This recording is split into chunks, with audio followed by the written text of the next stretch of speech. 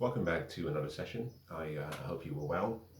In today's session, I want to talk about the limitations that we place on ourselves by virtue of our belief. Um, in the series that we've been covering, the one of the areas that I'm yet to talk about is belief. It's something I will discuss at some point, um, assuming time permits. But if you look through, perhaps a useful place to start would be if you were to look through all of the, let's use the word, theological positions that we know exist: Hinduism, Buddhism, Christianity, Islam, Judaism, all of the religions. There seems to be a common theme, what I call a best fit line, that runs through each and every single religion or each and every single philosophy.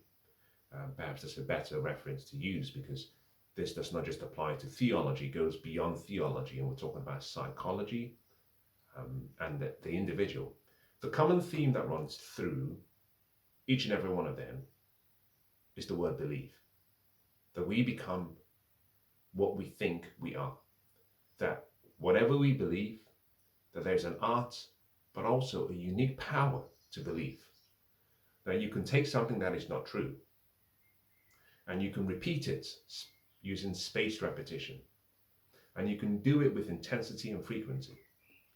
And it doesn't have any effect on people. But the moment you introduce acceptance, which is the starting point of belief, it changes the individual. Suddenly, the person who was perhaps shy and reserved and introverted starts to believe in themselves, and they become more gregarious, extroverted, sociable. And that all happens in a moment. In a moment where they have a breakthrough and they let go of what they used to believe and they embrace a new possibility. Belief is powerful. If you understand the power of belief in your life, it's easy to recognize the fact that wherever you might be and however low that position might be, that you have the ability to make a change. You start with a story, but you have to believe that story. You've heard me say before several times, I have seen my future and I've chosen to live in that future. It's one thing saying that as a mantra or a proclamation or a declaration or even an incantation, but it's another thing to believe. Belief comes from the heart, and belief is expressed. It's expressed in a fascinating way. It's not expressed by virtue of what you say. It's shown in your actions and in your deeds. So here's a simple question for you. To those who suffer from anxiety and depression and worry and fear and doubt and mental health issues, my question is not what do you believe in? That might be harder for you. The question would be, can you look at the results in your life and just identify any area of your life? We can start with health, because this conversation is all about health. And let's go even deeper and say, as a subset, mental health.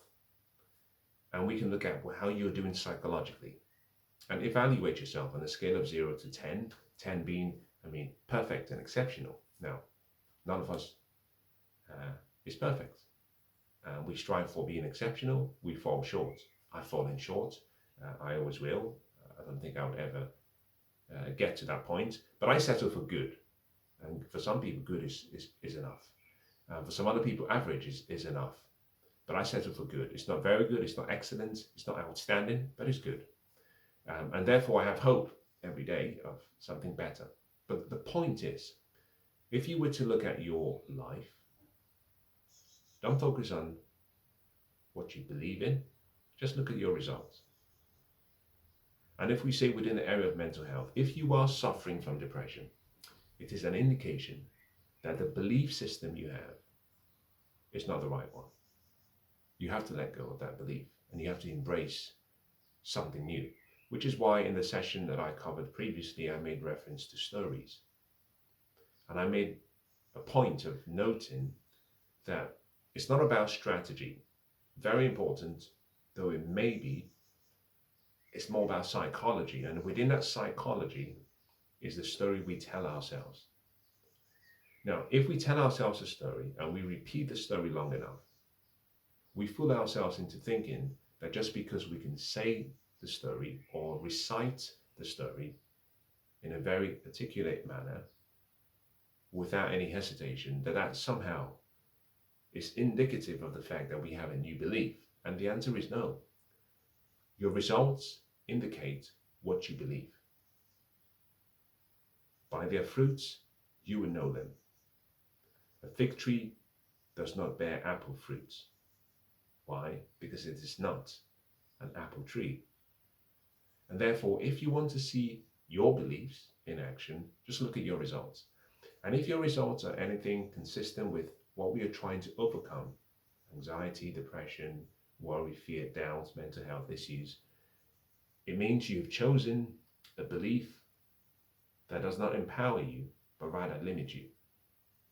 We are either limited by our beliefs or our self-image or our self-identity or the stories we tell ourselves, or we are liberated and set free by the same stories. The key point is that you have to change the story. But let me move in a tangential way slightly and talk about perhaps a tactical way of dealing with this whole thing about belief and stories. Every morning when we all wake up, we have a certain pattern that we follow, a routine, a ritual, a pathway. What you do daily and consistently and continuously determines who you become permanently. And therefore, the secret to the future that you might want could be hidden for most people in their daily routines. Your routine, therefore, is the golden gate to whatever you want. If you were to analyze your routines, your habits, your rituals every day, what you find is that there's a pattern that is taking place subconsciously. But let me even go one step deeper and talk about breaking patterns. I have had people say to me, I cannot do this because I'm not that kind of person. I've had people refuse opportunities to try something new because they're locked into a habit pattern that is self-limiting. For example, and I'll use something that is close to heart. Some time ago, in leaning and engaging with someone who I know and I care about much, in a social setting, we got into perhaps a misunderstanding in which I made reference to something that I thought perhaps would be useful for today's session, which is we have a pattern and an identity we give ourselves by virtue of however we label ourselves. That label limits us, and therefore we simply repeat. And whenever we find ourselves moving away from that label, we come back immediately, because in order to have a change, we need to change the image, the picture, the story. Now, another way we can do this is that we can change our physical presence and our state or our actions in a way that drastically breaks the area of limitation, that circle of limits or limitations that we've created. We break through that. It would be the same as a muscle that is being trained for it whilst you exercise, and you expand and then you expand. And if you do small expansions, it comes back and you expand and it contracts. But if you actually train very hard and train the muscles very heavily, what you find is that you break that limitation. And suddenly you've created a new area of growth. And so in this particular instance, we had gone out and we were having a great time with loved ones, and we had a company amongst us. And there were one or two people who refused to participate in the activities for no other reason other than perhaps how they define themselves. Now, I'm guilty of this. I've done this in the past, and I've been lucky to be exposed to people who have shown me that life doesn't happen for any other reason than to make this an adventure, and therefore we should embrace the opportunities that come our way, recognizing opportunities that are there to harm us and shunning those, but embracing opportunities that are less harmful, but also might actually be to our best interest. And I found in this setting, a small group of people would not participate. Why? Because they just felt they were just, it's not the kind of person I am. I don't do that, because they were caring so much about what other people would think. It was all about projections and all about how they would be perceived. Now, I made reference to this, and I think it's important I clarify. Subsequent to that interaction, I said to one of them, I said, you have to understand something. One of the joys and the beauties of being in the group is that the group, if they're a group of good character, would always continuously try to expand and improve and grow. And that means that when you have people from different backgrounds come together, if you come in good faith and if you come peaceably, you have an opportunity to learn and to grow. But if you come with a closed mindset rather than a growth mindset, you reject anything that is new. And I said, well, think about this. The activities and the things we were trying to do were very harmless. No one was asking you to commit anything that was illegal, immoral, or even to an extent questionable or detrimental to your health or well-being. We were simply saying, come and play, come and enjoy, come and join us. And I'll use a good example, though this was not particular what happened. It would be the same as someone who has no injuries and someone who has no health limitations being invited to go for a walk, a short one, not a long one, in which you have the opportunity to see nature and experience the beauty of nature in her purest state. It might be perhaps you're climbing up maybe a private way. It could be a farm where you can observe plants or animals. But the person you've been invited, that has been invited, has no limitations, and therefore they should embrace the opportunity, primarily for what it will make of them to actually experience that. And the person says, no, I don't do this, I can't dress that way, I can't wear wellies, I can't touch this, I can't touch that, I can't do this, I can't do this, I have to be dressed like this. And what you find is that we've placed all of these limitations on ourselves. I'm stunned at how some people do not recognize that from dust we come and to dust we will return. And we actually accumulate all of this stuff from life, accolades, titles, professional qualifications, social hierarchies, and the list goes on. So much so that we can't actually sit down and break bread with the lowliest of people because of how we will be perceived, or because we've elevated ourselves wrongly to think that we are superior.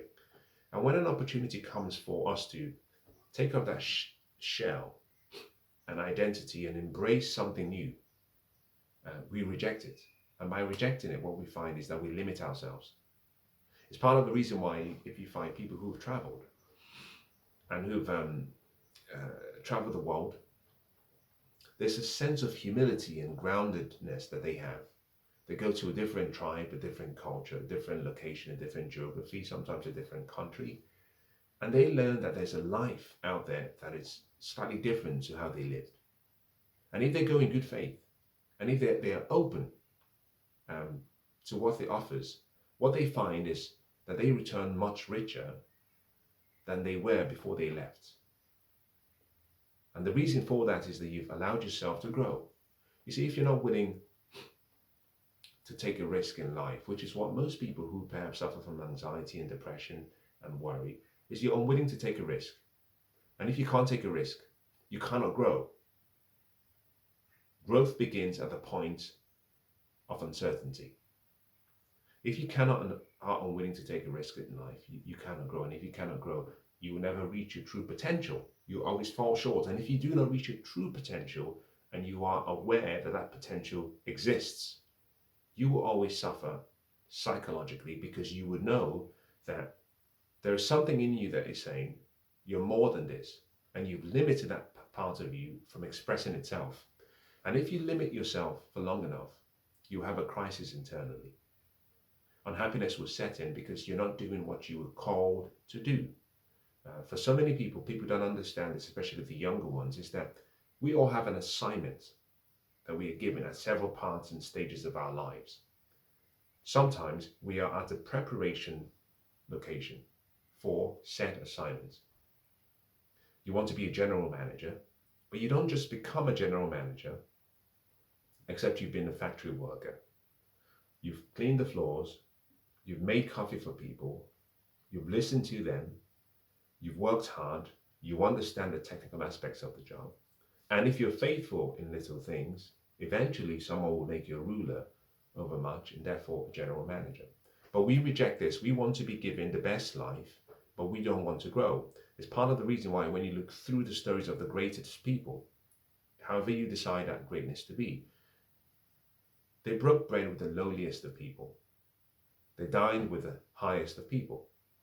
But irrespective of where they were, dining with the lowliest or being and dining with the highest, they never felt that they were who their association was. They felt true to themselves. So being with the lowliest of people did not take away from their identity or story, and being with the highest people did not give them a false sense of pride. They were always true to themselves, and therefore they had integrity irrespective of where they were. And for many people who suffer from depression, what you find is you're not willing to break out of the story you've told yourself. There's a routine you have, there's a pattern you have, there's a ritual you have, and you do that every single day. And all I'm saying in today's session, as poorly as I have been able to convince you or say or communicate this, is you have to break the pattern. Break the pattern. And I'll give you a good example. Perhaps 6, 7 months of the year, minimum. Sometimes it extends as much as maybe 9. I have to wake up every morning, and the first thing I do is go and plunge myself into freezing water, have an ice cold bath. I mean, absolutely freezing. There are times when the water is -1, sometimes -2, sometimes maybe 1 or 2 degrees, but it's freezing. And I do that without fail. Now, I'm not saying I'm doing that because it's something to be I want to lord over you, or to say something to be praiseworthy. No, I'm saying prior to starting the process, I realized that you couldn't pay me enough to even have a cold shower. But then I learned about the benefits of cold plunges. But absent the benefits, put the benefits aside, I found that I had set myself limitations by virtue of the labels I had given myself, and being exposed to people who were more playful and who explained new ideas to me, I could see the benefits. But initially, sometimes you have to believe in someone else's belief, providing the person is a good person, and the person's belief in you until you've developed the belief in yourself to run on just your own self-belief. And that means success leaves behind clues. Find people who are living a good life, who are not depressed, who are not anxious, and ask them what they do. And copy what they do. And repeat it and see if you get the same results. And when you get the results that they are getting, you let go of the past, you let go of what you've been holding on to, and you move forward. And it requires the willingness to break patterns, break cycles, change your state. Some other people wake up in the morning and they get into a state of, say, prayer, meditation, some form of ritual, wherever that might be, singing, dancing, and all of that is to do one thing alone, to change your state. So I go into a cold plunge. I'm trying to convince my nervous system and change my self-identity that I have to be able to instruct myself to go and do something, and the body will follow. I don't need convincing. I don't need to talk to myself and gear myself up. I just simply say go and go. And here's what's fascinating. After doing this for so many months, I learned something which is interesting, which is it's all psychological. It's all psychological. All of human suffering stems from ignorance. And that ignorance is welded into our psyche. You break your patterns not because you're enjoying the process, but because you're trying to change and let go of an old self that could be limiting. And the thing about this, and the reason I have introduced this to the whole concept of depression, is because for a lot of people, if you suffer from depression and anxiety and worry and mental health issues, there's a limitation placed on you. That limitation continues to grow, it continues to press you down. The yoke you're carrying is too heavy. It's not yours. And in order to shake it off your neck, you have to be almost violent in your approach. As in, you get rid of it really quickly. And sometimes that requires just doing things that are off the beaten path. You don't cycle and you have no injuries. You join a cycling club. Why? You don't like it, but you say, I'll do it anyway. And the body and the psyche and people around you say, do not do this. You're too old. You're going to get injured. And you say, listen, I'm not doing this and I'm not setting the goal for what I would get. I am setting the goal for who I could become by virtue of achieving the goal. And breaking your pattern and choosing new things, you know, cycling, swimming, dancing, teaching, listening, whatever it might be, just trying something completely different to the pattern you've created for yourself allows you to grow into becoming someone that you never knew existed. And here's what's fascinating. I tend to find, and in my case, as I embraced opportunities for either social occasions, where I was out of my comfort zone completely, I had the opportunity to grow. It made me realize that I wasn't good enough in all areas, and that was okay. But it also made me move away from the thought of me. And those who suffer from it's impossible, perhaps this is a controversial take, I think it's impossible to be depressed, psychologically depressed. Not clinically, psychologically depressed. It's impossible to be psychologically depressed if your focus is not always on yourself. If your focus is always on yourself, depression is knocking on your door. If your focus is not always on yourself, depression is far from your door. Because if you can think of others, problems to solve, places to be, opportunities to encounter, things to do, you're not always stuck there thinking about yourself. Solipsism is a very, very bad thing for most young people. We are always thinking about ourselves, our feelings, our emotion. It's always about me, and me. If you can take yourself out of your comfort zone, which is why breaking your pattern, embracing new opportunities is important, is it pushes you away from a place where you're not always thinking about me. You're out there climbing rocks, mountain climbing, abseiling, canoeing, swimming.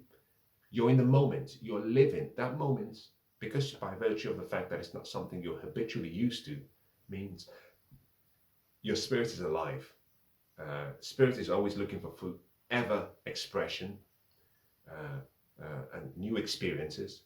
It wants to communicate with the world and express itself. And by doing something new and allowing yourself to go into opportunities, you find you embrace a world of experiences, and you meet people, you have memories, you create new palettes, and therefore you grow.